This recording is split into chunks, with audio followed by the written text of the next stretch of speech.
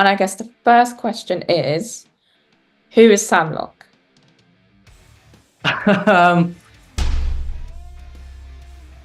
What was it like working with Michael Sheen? Mad, man. Like, being Welsh, I look up to him. You join an agent and then, like, Emmerdale has been given to you to audition for. I was like, oh my gosh, like, this is crazy. Hello to everyone Hello. watching on YouTube and hello to everyone listening on Spotify. Welcome to the Anmol Lakhani Show, Series 1, Episode 8, the final episode of the series. Please don't forget to like, subscribe, and hit the bell so you don't miss a thing on YouTube. And follow on Spotify so you don't miss a thing.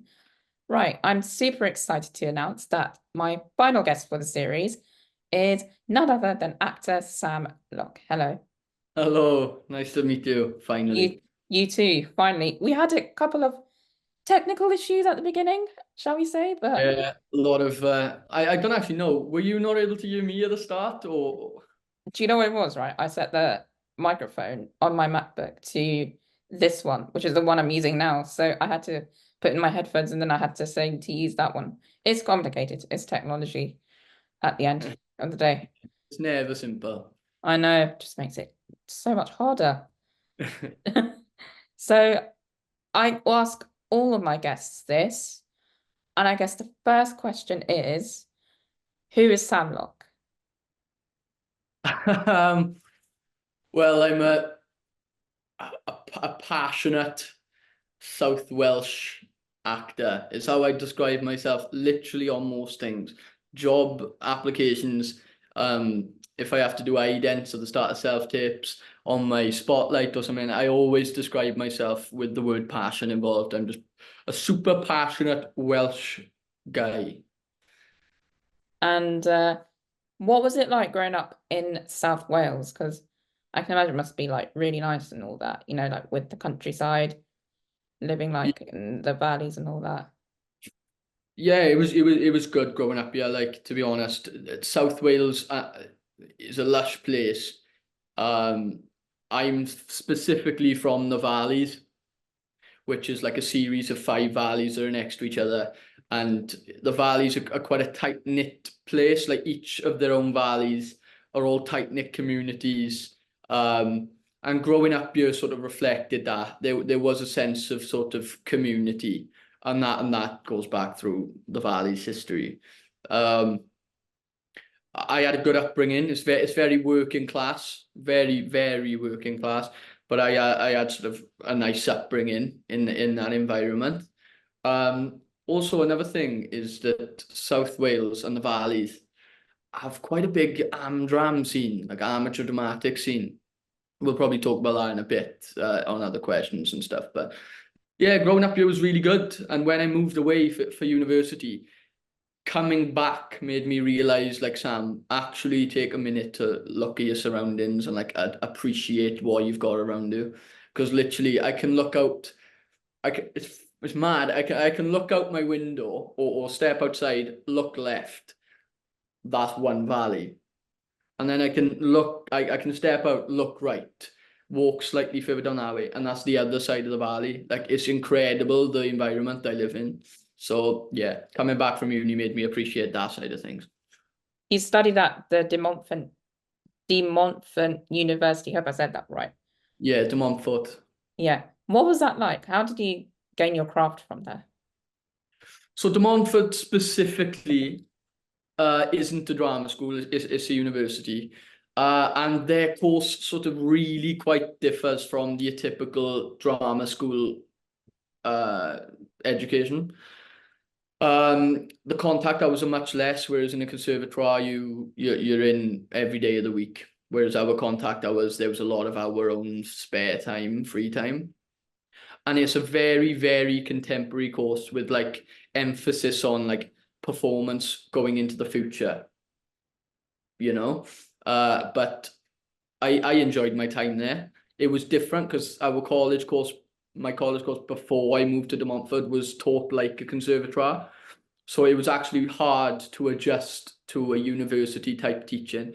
But I enjoyed it there. I met many great people there. Some of the tutors were incredible. And yeah, I'd call it a success, even though I didn't go to a drama school. And also, do you remember your very first role when you came out of drama school? My first role since coming out of university, like, Yeah. 2023. I think my first role coming out of uni was when I played PC Ryan in The Way, which I was lucky enough to be in. And I was lucky enough to sort of bag that role and start filming it just before I finished uni. So it really handled the transition out of uni quite nicely. Like I was already into a role and into a job before I even finished. So yeah, that was my first role since leaving De Montfort. And is it on BBC iPlayer for people to watch now? Yeah, I believe so. It came out in Feb, so it should still be on iPlayer. Yeah, it's a great watch. I'll insert the link after this podcast onto the channel so you guys Yeah, can give it a watch. go and watch that. It's Michael Sheen's first directing role, and the way Michael Sheen is really translates into his directing style and into the show's sort of style. So yeah, please give it a watch. It'd be good. It's a And good one. that leads me on to my next question. What was it like working with Michael Sheen? Mad man, like being Welsh, I look up to him. He lives and breathes Wales. He's so passionately Welsh. So when I found out that I'm lucky enough to be a part of his first directing gig, which he obviously cares about, and throughout going to the screenings and stuff, he reiterated the fact that this has been in the pipeline for a while. So to be in it was incredible. And him as a director, he's so, like, I describe it as hands-on. Like when the camera would cut, he wouldn't say his notes, or he wouldn't direct you from his chair. He'd get up and be in the scene with you, and he'd talk you through it next to you, which was really quite nice. And especially because that was my first proper big role, it was nice to have a director that made you feel like that, and it made you feel like you were working with him, not to be scared of him and things like that. So he's a sound guy and a top director. I think that he's got a future in directing ahead of him. I guess, as you know, it's always nice to have some guidance there, so like you know what you're doing. And like if you Well, make a mistake, he can like tell you, oh, you don't do this, but you can learn from it. And I guess, you know, learning on acting as you go is part of the job. yeah, absolutely. Can't stress that enough. In every aspect, an actor learns on the job in every job. But obviously, obviously there's directors who have different styles as well. Just Michael's was more hands-on, but I think that hands-on nature that he adopted helped me in that moment. Yeah. Okay, and I've seen on Instagram that you did a campaign for the Rich Heart Foundation. Can Yeah, yeah. you can you talk any more about that? Yeah, so that was actually a two-parter. Probably about a month and a half ago. I was first in the booth for them. We filmed sort of like an ad for radio, and I think that ran on radio like nationwide for like a month. And I had a good number of people saying, "Oh, Sam, I swear I heard your voice on the radio." And I was like, "Yeah, that was me." That was great. And then recently, I filmed the second part of the campaign, which is like an online ad, so like YouTube ad or something like that. But it's still voiceover. And for those people who don't know, I actually have congenital heart disease. So I have been with BHF for a long time. Really? So yeah, Oh, that's nice yeah. to that I've worked with them now, and they M- directly affect you. That's My cool. my condition has been from birth, so I've been like with them continuously, and they've been really good. They've helped support me, and they've done quite a lot for me. And I've also watched a couple of clips on TikTok. Again, I'll insert Sam's TikTok below so you can follow him. That you're starring in a new film, and I know it's very, very strict disclosure, Yeah. but if you can talk about the film in 3 words, how would you describe it? It's so basically it's 2 films it is. So I'm trying to like, because both one film differs from the other. But Yeah, I'll talk about the second film specifically. I'll sum that up in 3 words. I'll yeah. try anyway. We'll say Uh, 6 words. I Yeah, could do 6 words. yeah. Adventurous, eerie, uh, dystopian, uh, gory, fucking gory. I'm guessing horror then, right? You might be right. You might be right. It's sort of like a weird blend. I wouldn't call it just straight horror, but I'd be lying if there weren't any horror in there.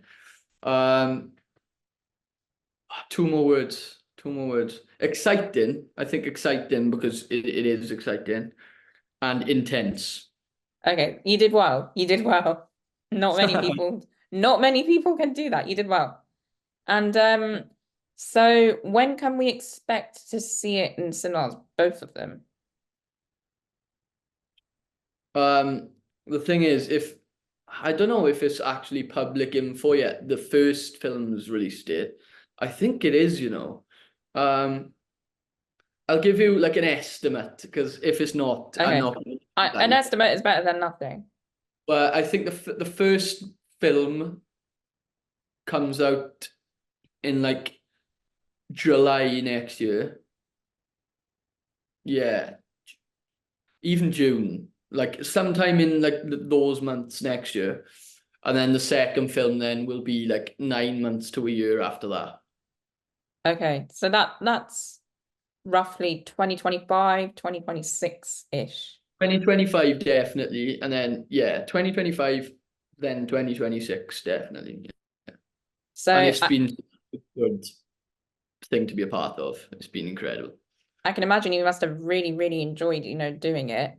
And, you've got such a big, big role. And I can imagine, the pressure of having a big role in a movie is like crucial because that's the, main character. What was it like for you preparing for the huge role?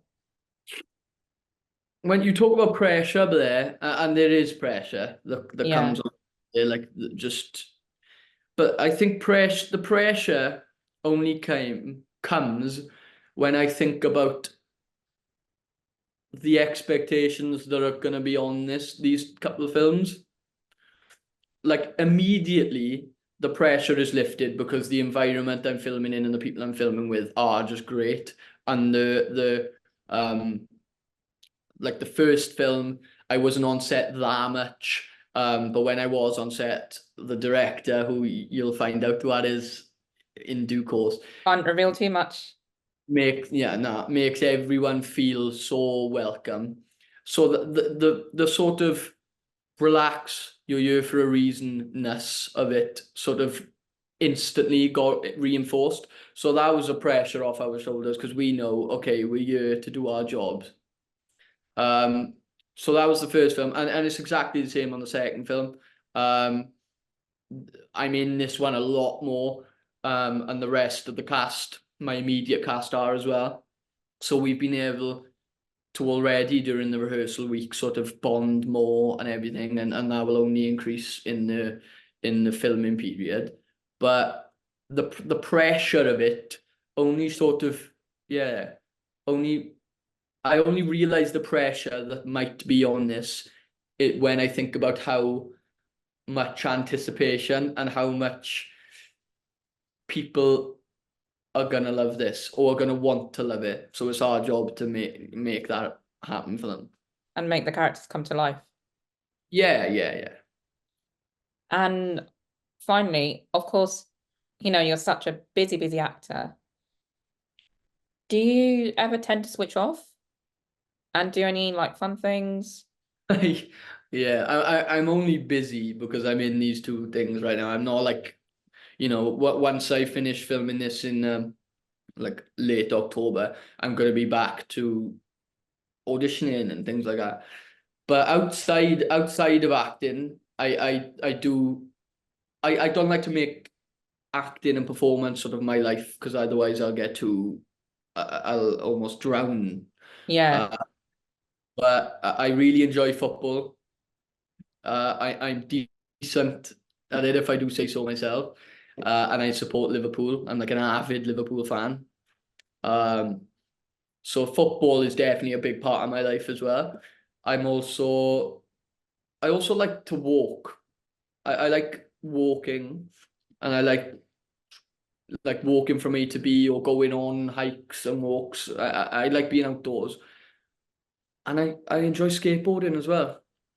So Yeah.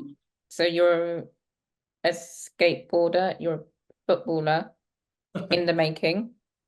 Could we see you on the pitch one day? No, I only play it recreationally. I'm 23, so I'm people late bloom into it, but I'm not even in like any of the right avenues to go down it in a route. So acting is my profession, but I really enjoy playing football and skating like recreationally, you know. And I remember just quickly before this podcast, you told me that you auditioned for Emmerdale. Is that right? Yeah, so that was about 3 years ago now, when I first got my agent. Basically, I'll tell you a bit of a story on how I got it. Love a story time. So I was I took A levels, my first year of A levels. I took three, and drama was one of them, and I massively failed the other two, but excelled in drama. So at the time, there was a course in my college called BTech Performing Arts, and that was full time just performing arts, like just working on acting. So throw away all the other A levels, just go down this route. And I was in an hour and over it, but I decided to do it. Genuinely one of the best decisions of my life. And the year I joined, it got taken over by University of the Arts London. Like their marking scheme sort of took over took over the course, and it sort of got ran like UAL. That was really good. I really learned a lot of my craft on that course, and I did that right until 2020. So from early 2019 until no 2018 until 2020, something like that, 2 years. And then they invited randomly one day, they invited us a Welsh scheme called It's My Shout in.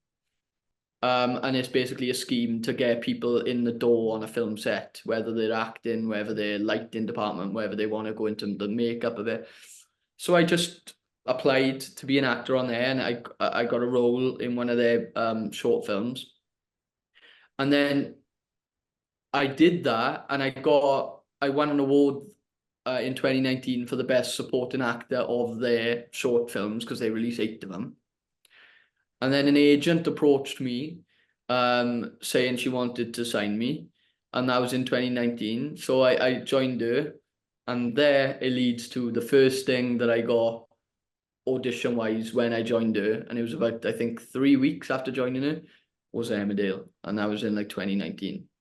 Wow. I can imagine like you must have been excited, like to join the Dells if you were going to. Yeah, like Um, Go on. to be new to first of all, to have an agent before, like when I had 1 year left of that course ish, was sick. But then, like, you join an agent, and then like Emmerdale has been given to you to audition for. I was like, oh my gosh, like this is crazy.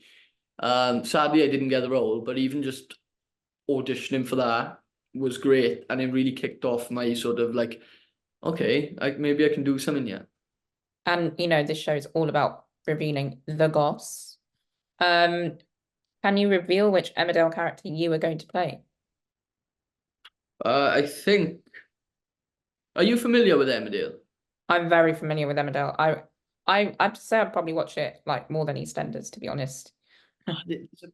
What's the like? What was the is the girl who plays? Is there anyone in the cast called Isabel Steele? I think Isabel Steele. Oh yes, it was Liv. Her name was Liv. Yeah. So her character was meant to go to like a caravan site or something in Wales, and I was meant to be like a boy on that caravan site. The sort of like really fancied her.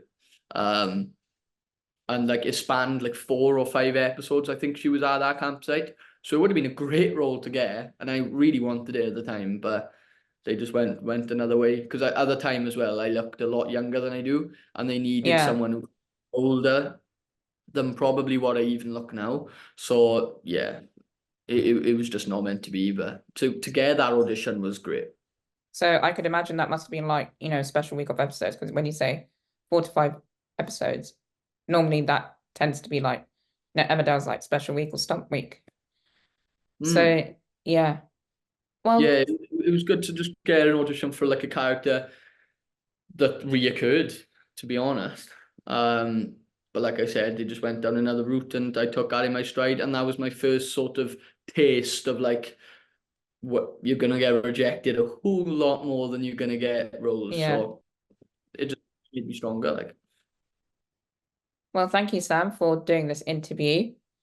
And thank you told so thank you so much for taking your time out of your busy schedule to do no this. worries at all. And by the way, guys, if you want to follow Samuel on Instagram, I will post all the links below. And Please. what we talked about in this podcast, I will post all the links. Thank you very much, Sam. Thank you. Lovely to meet you, mate. Oh, Keep doing what you're doing and you're gonna go far, but oh, thank you. Let me just stop the recording so I can speak to you properly.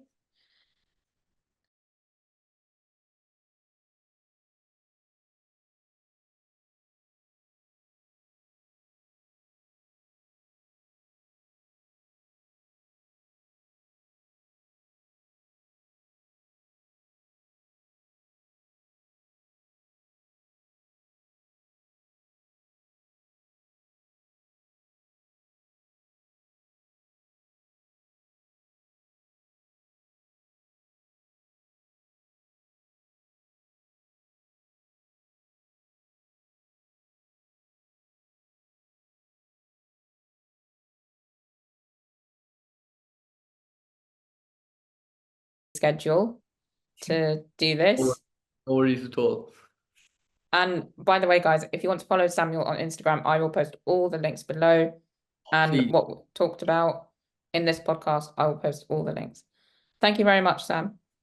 Thank you. Lovely to meet you, mate. Oh, Keep doing what you're doing and you're gonna go far, but oh, thank you. Let me just stop the recording so I can speak to you properly.